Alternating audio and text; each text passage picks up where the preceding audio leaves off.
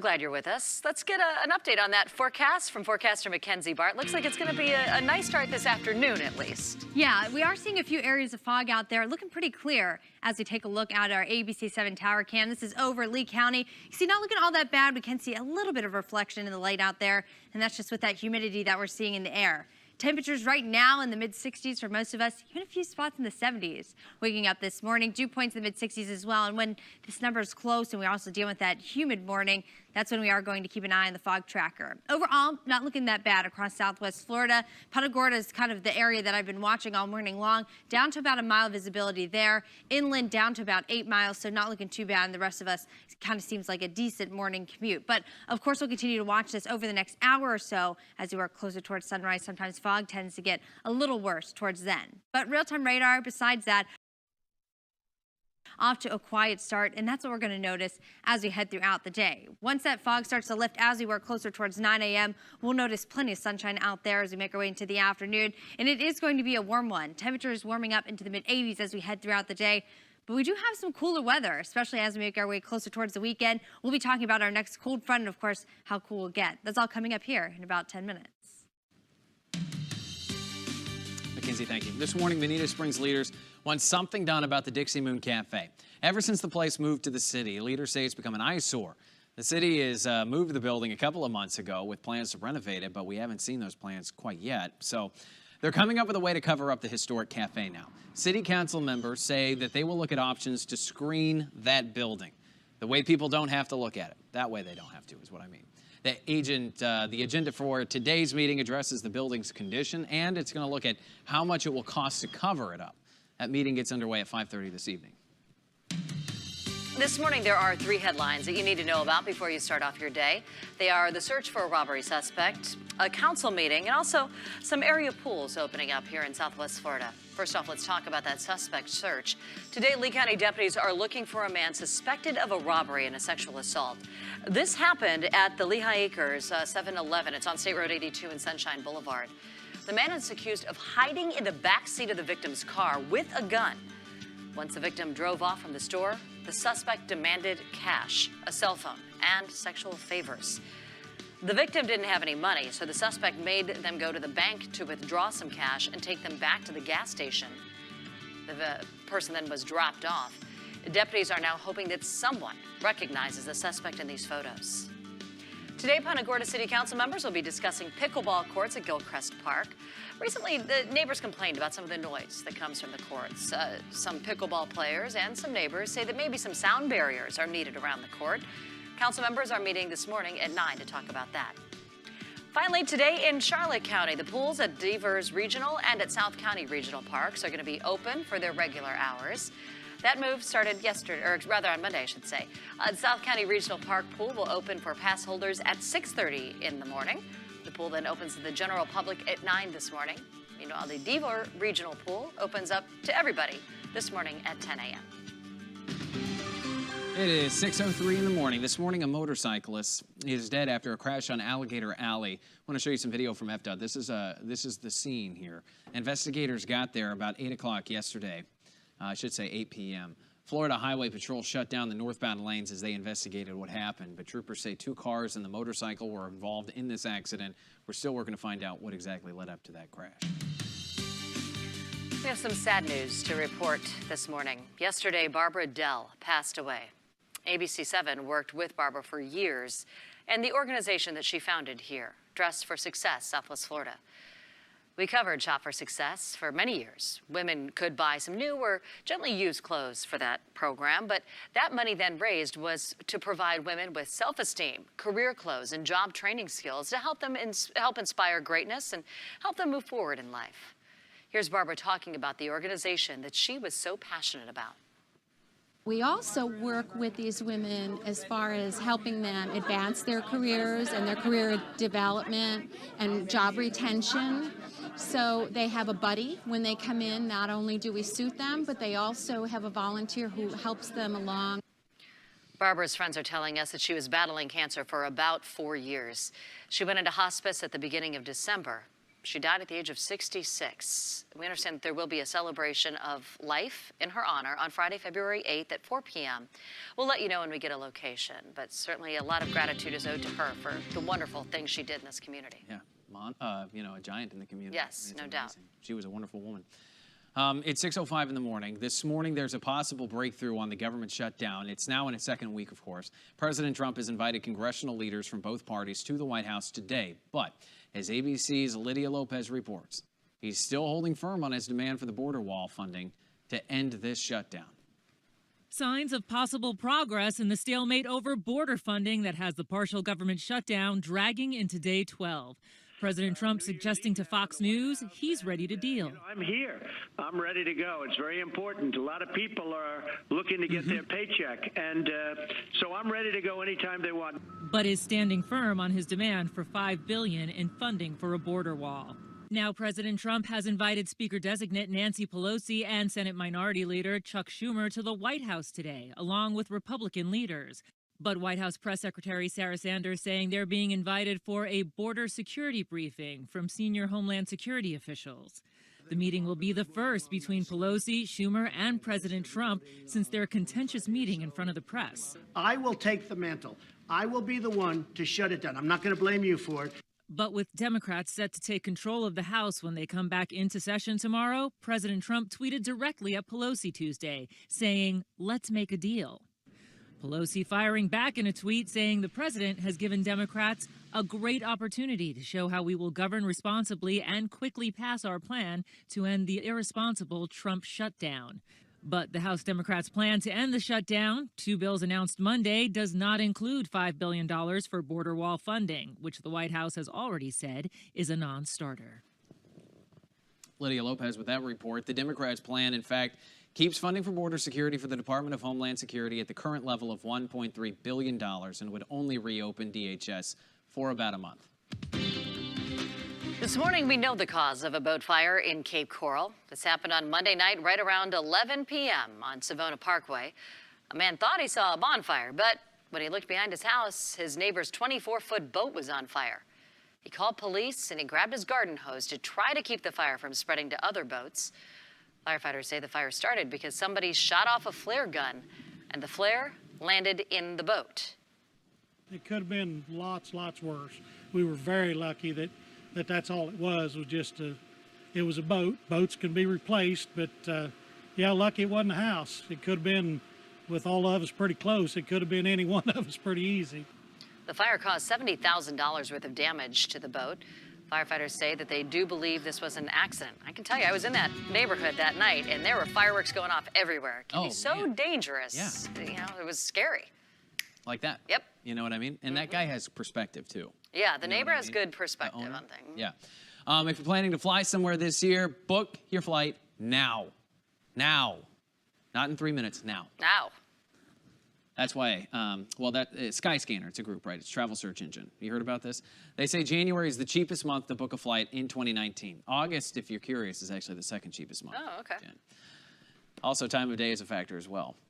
You'll get the best deals on early morning flights if you're flying in the United States. And you want to make sure to book at least 2 to 3 weeks ahead of your flight. For international flights, you'll get the best deals 2 months before your trip. Good to know. But now is the time to do it. Okay.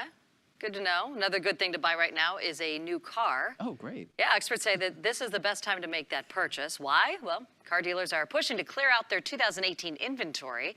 A lot of new models obviously rolling in. They're offering some aggressive pricing, so you might have a bit more leverage in getting a good deal right now. Too bad I'm not in the market for a new car. Me either. I'll just limp along my 2002. But you know what, Jen? It's not about us. I'm sure there are some people out there who need a new car, and they're happy to hear. And now is the time. Hopefully they get some good deals. That's a good thing. After they buy a new car, they can book a flight. 6:09. Big plans.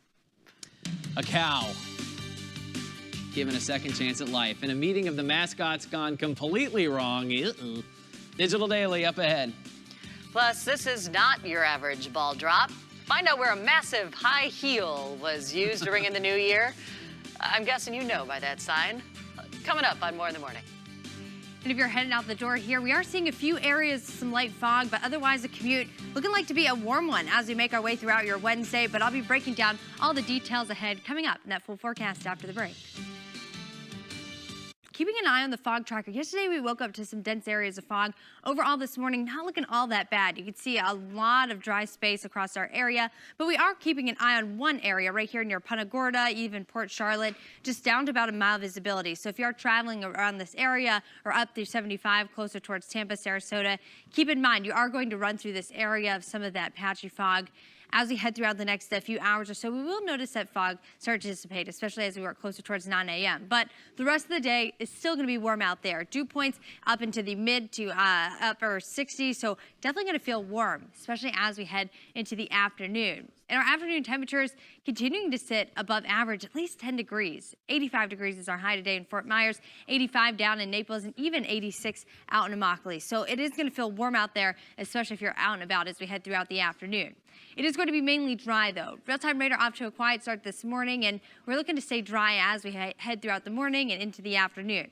Here's a look at 8 o'clock. Some of that fog out there that we are tracking by that time will have started to dissipate, and by noon, we'll notice this partly cloudy skies as we make our way throughout the day. So if you were looking to hop out for lunch, maybe downtown Fort Myers, downtown Naples, overall, you're not going to need that umbrella. And even as we work closer towards that evening commute, pressing forward to 5 o'clock, you can see a few more clouds will be out there, but overall, looking pretty clear in terms of rain. And rain chances for today, very low. As we work into the late evening hours, can't rule out a sprinkle out there, but overall, things are going to look relatively dry as we head throughout the day.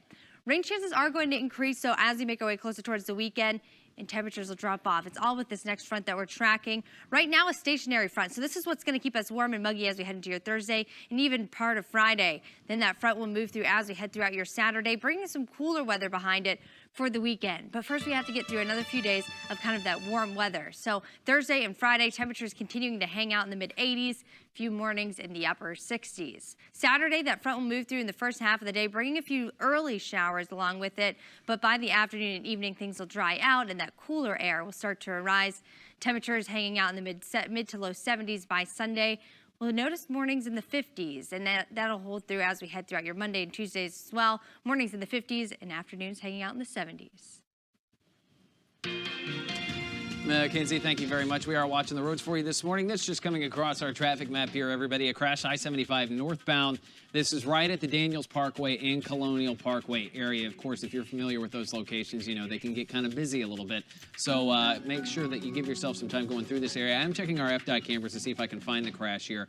I'm not seeing anything at this time, but just keep this in mind if you are going through that area. Give crews the space they need as they work to clean this crash. Meanwhile, our Cape Coral roads are looking pretty good. Veterans Parkway, Cape Coral Parkway looking pretty good. 4 minutes to cross the midpoint, 5 to cross the Cape Coral Bridge, and then our roads over in Lehigh looking good as well. 6:15 is the time. Drive safe.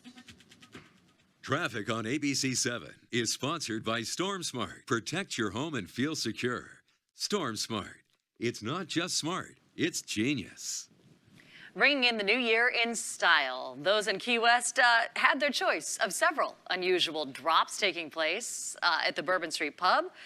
Drag queen Sushi dropped to the ground in a giant high heel shoe.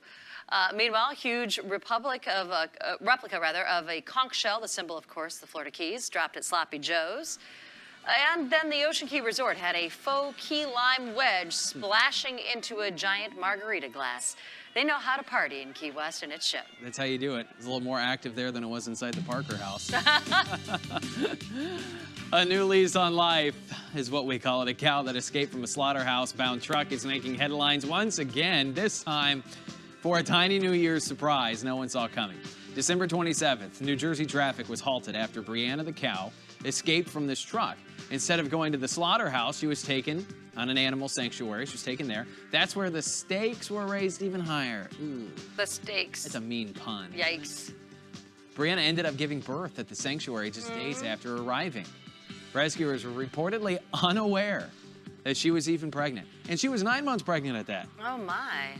That's why she escaped, I think, you know? Sure. Brianna and her new baby, Winter, are safe, sound, and healthy, and not on a dinner menu right now. A moving story. Moving story, Jen. You're better at puns than I am. Here's another daring animal rescue, this one by a Michigan State trooper. After arriving at the scene of a house fire in a northern Michigan neighborhood, a trooper realized that a pair of Great Dane dogs were trapped inside. The trooper entered the burning house, not once but twice, got those Danes out, and the dogs were given oxygen treatments. They were sent to an animal hospital. Oh, look at them. They're using the oxygen. I love Danes. They are expected to make a full recovery. They're just big teddy bears. They are. Good news. That's great. Gentle giants. Fans are already counting down the days until July 4th. Netflix has just announced the holiday as the season 3 premiere date for Stranger Things. Last month, Netflix revealed the titles of each episode in the upcoming season. So you have some time to get caught up on the previous 2 seasons. It's a great show if you haven't checked it out. It's a lot of fun. It's a fun show. So as of the last college football or college bowl games wrap up, one mascot in particular rammed up the action. Watch what happened here. Oh. This was yesterday during the Texas-Clemson game, or excuse me, Texas-Georgia game. What am I talking about? Who am I? Before the game, the mascots kind of got into a little tussle. The animal handlers wanted to get a photo of the University of Texas mascot. His name is Bevo. The Longhorn with the university, he got into a thing with the University of Georgia's bulldog named Hugo. Bevo wasn't having it. He charged at Hugo, breaking through his animal barrier. Ooh. In the process. Luckily, Hugo and his handlers reacted quickly enough to get that fat little bulldog out of the way, and nobody was hurt. Bevo's handlers kind of downplayed the situation, saying he was just trying to say hi. But yikes. But this happened live on the air. Oh, it was man. on ESPN. And they were kind of just showcasing the mascots. Right. And all of a sudden, live on the air, as the commentators were talking about it, these two, Bevo just kind of wanted to say hello. When it comes to friendly mascot Longhorn. sizing there, the poor bulldog didn't stand a chance. Now, when it comes to the teams, different story. But, man. But it was a bit of a metaphor, if you think about it, for the game, because the Longhorns Well, there you ended up go. winning the game. So there you go, hook 'em horns is what they say. All right. I lived in Texas for 3 years. I know all about that. You know all about it. All They right. welcomed me with open arms. I'm glad everybody was okay. On the field, off the field. you name Especially it. little Hugo. Yes. Welcoming the new year with a new addition to the family. We get you more on the first newborn to ring in the new year, only on More in the Morning. A dangerous high-speed chase through South Los Angeles ended in a violent crash. Officers say at least one firearm was thrown from the car during the chase. As the driver sped through an intersection, the car hit a white sedan, which then slammed into a third vehicle. Police swarmed the car and arrested the suspects. Meanwhile, scary moments in New Hampshire. A dog escapes an attack by 2 angry coyotes. The whole thing caught on surveillance. The owner says if his 55-pound pit bull wasn't safe, neither is your dog. Locals have suggested hunting coyotes, which is actually legal in New Hampshire all year long. It was a mad dash in Washington on New Year's Day to visit the Smithsonian museums before they closed. The museums used some money from last year's budget to operate through the government shutdown, but now the money's gone. The Smithsonian museums will be back open, or will not be back open, I should say, until the federal shutdown is resolved. The National Zoo is also now closed. 6:22 is the time, and this morning's Positively Southwest Florida. A number of families are starting the new year off celebrating new life. The O'Grady family of North Fort Myers is one of them. May O'Grady delivered a baby girl, Adeline, just after 1 o'clock in the morning at Health Park Hospital. It was Lee Health's first baby of the new year, but this wasn't the holiday they originally thought they'd be having that baby on. Listen. Her due date was December 25th, so we were expecting a Christmas baby, but she decided to stay a little bit longer, and they decided to induce her yesterday, and it was a very long process. Oh. Little Adeline weighs 9 pounds, 5 ounces. The couple says that they took birthing classes, they watched videos online, and in the end, they delivered this as a natural birth. So congratulations to them. That's great. Congratulations. Welcome to the world, Adeline. What a cutie. 2019, off to a positive start. If you have a Positively Southwest Florida story, we want to hear it from you. Share it with us. Just send us a message on Facebook, ABC7 Southwest Florida, and we'll share it with the folks. All right, let's give you something to talk about this morning. According to science, sleeping in could be better for women than it is for men. According to research published in the Journal of the Clinic Endocrinology and Metabolism, sleeping longer lowered the risk of diabetes for women, but it actually had the opposite effect on men. So the downside is, men not getting enough sleep also raises their risk of getting diabetes. So figure. not getting enough sleep and getting enough sleep. Let's just say for a man, the risk of diabetes is higher. It's higher. So if you're a woman and your goal is to get a little more shut-eye this new year, according to science, that's okay. But yeah, you gotta love these studies. Drink wine, don't drink wine. Get sleep, don't get sleep. Drink coffee, don't drink coffee. That's right. You know what I mean? Right. Yeah. You be you this New Year's. And if you can afford to get some shut-eye and sleep in, good for you. Good for you, for We're sure. envious. All right, so our producer, Uniqua, warned me about this story because it's something else to talk about. Jen, Okay. did you know you can buy a pillow now in the shape of a rear end, a person's butt? Is Mike Lindell, My Pillow, selling this? I've been making my pillow out of my home state of Minnesota. Seriously, this is called a buttress pillow. Okay. Oh my gosh, really? Yeah. This is real. This is real. Okay. It was created by a Kickstarter campaign just last year. As you see, the cushion comes in the shape of a human derriere. The creators of the pillow say since the beginning of time, man has desired that, a rear end. Okay, Since the beginning of time, men have desired butts? Is that what you're saying? I guess so. Okay. I mean, I like to sit, but it's hard to come by, though. So the pillow is to help ease that struggle. Okay. According to the company's website, the butt pillow comes in 3 colors, and it only costs $69. Really? Gregory.park@abc-7.com. That's where you can send some of those emails, folks, because we definitely want to hear this stuff. I had no idea that this was a thing. I know. Do you remember we did a story not long ago about, I believe, in one of the Asian countries, they were selling just an arm, so it felt like you were being cuddled Oh yeah, at you night. like cuddle with the arm. So the butt may be another thing. And it doesn't cost. But another thing. But another thing.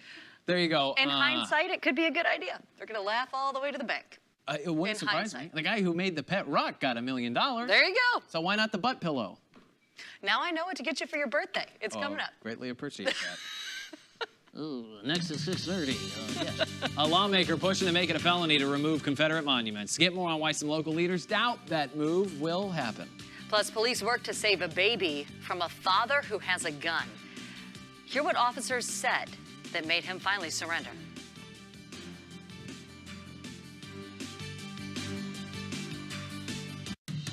You have a 1-year-old who fell into the rhino pit and was pinned up against the wall. A 2-year-old recovering this morning after falling into a rhino exhibit at the zoo. Get more at 6:30 on what she was doing that caused that fall. Yeah, all I remember is losing control of my car and then just flipping. And I just kept flipping and until I finally stopped and I realized I was upside down. Plus, a woman crashes into a ditch right near I-4. Hear about who the woman says kept her calm while she waited for help. And taxes in Lee County are going up. Get more this morning on how much more you're going to have to pay for gadgets, things like phones. More in the morning at 6:30 starts now. Live from ABC7, this is News at 6. Good morning, everybody. We're so glad you're with us. Back to reality in this new year for a lot of folks heading off to work. I know. School kids still enjoying some time off. Good for them. I'm Jen Stacy. They're enjoying time off till like next week. I know. It's good to be them. They're enjoying time off till 2020. It's amazing. I'm Greg Parker. Great to be with you. Mackenzie Bard over there in the Forecast Center just to see what we have in store for us weather-wise. Temperatures, well, I'll let you decide what they are. I would say they're okay, but every time I say they're okay, you're like, really?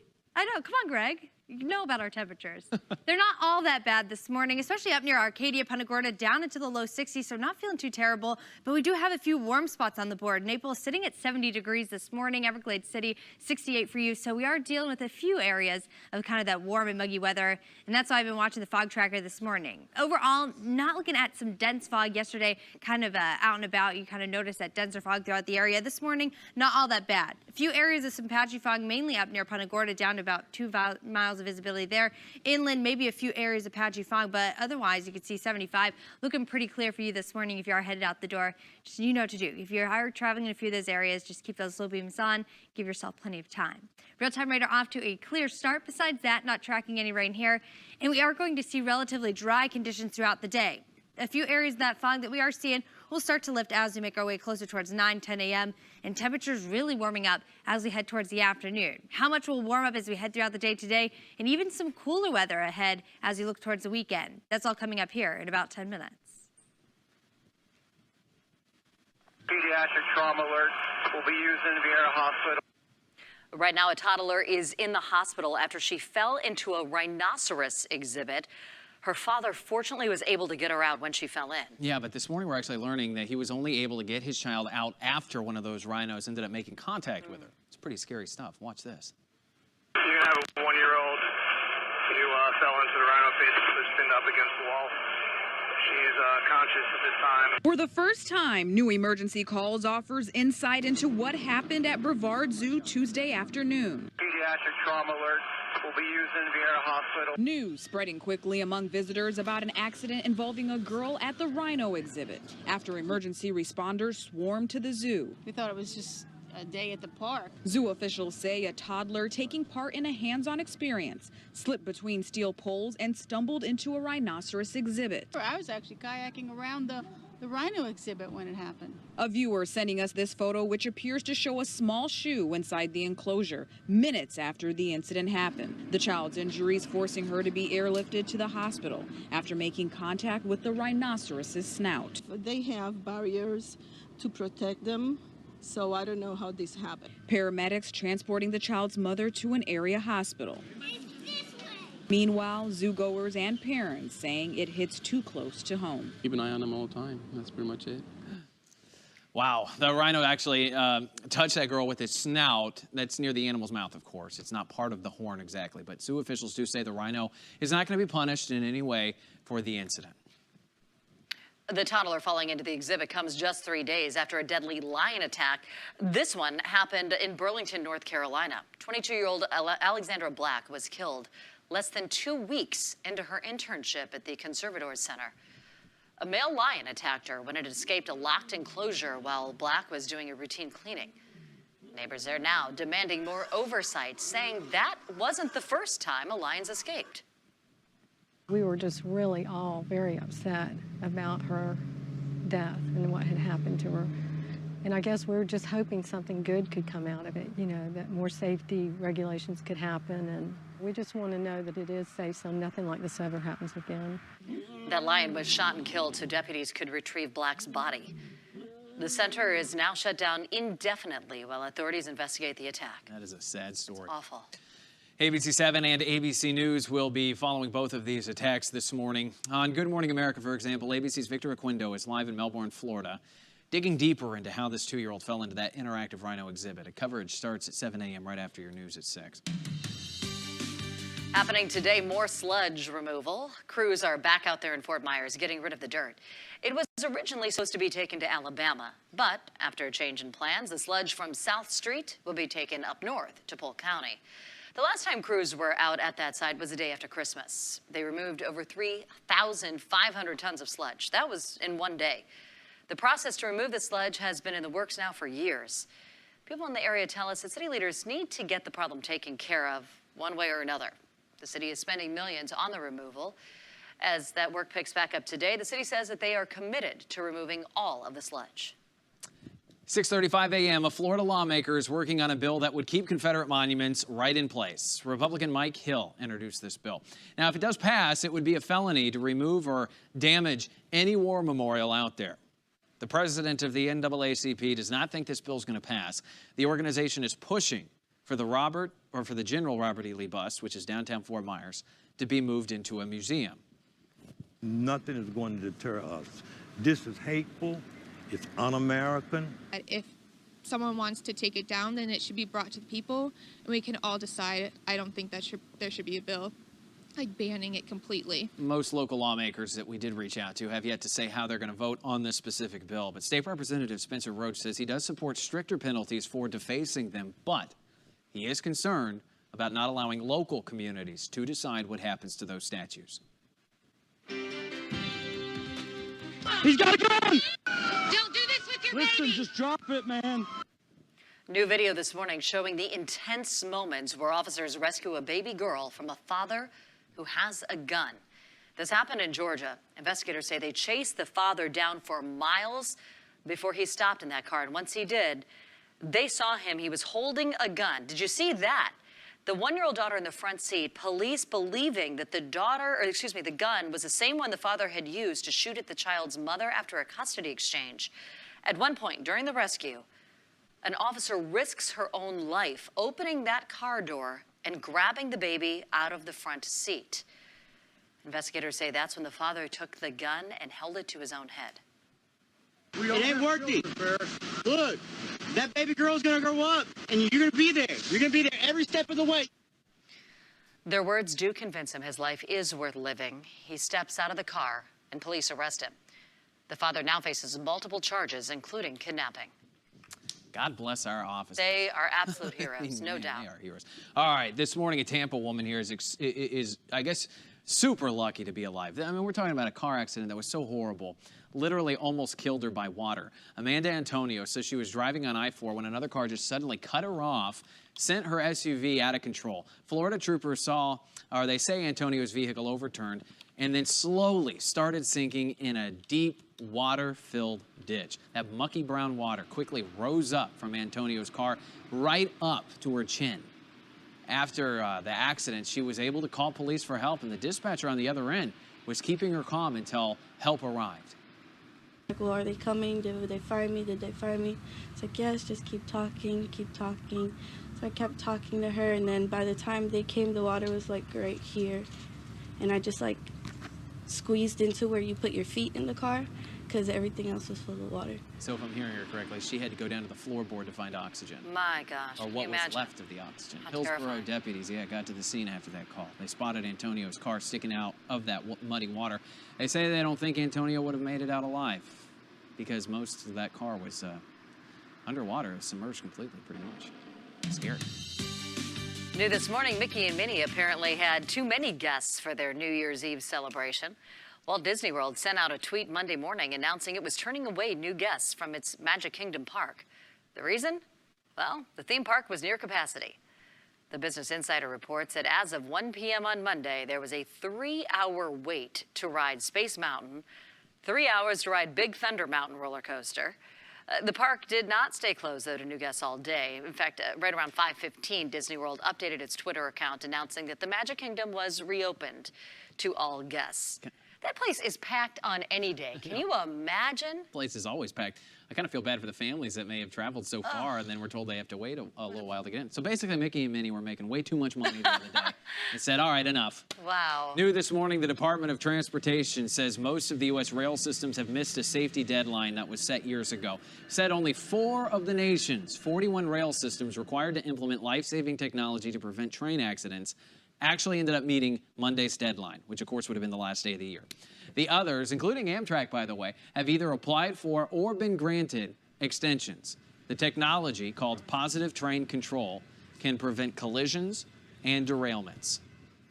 In Cape Coral, Southeast 47 Terrace is open for business, but business owners say the customers are not coming back fast enough.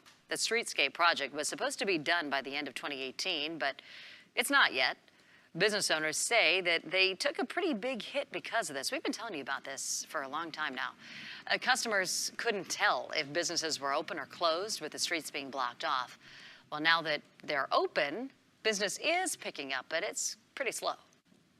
Like, we're seeing a little bit of the season, you know, the snowbirds that have come back, and I think a little bit of, deterrent of, the road.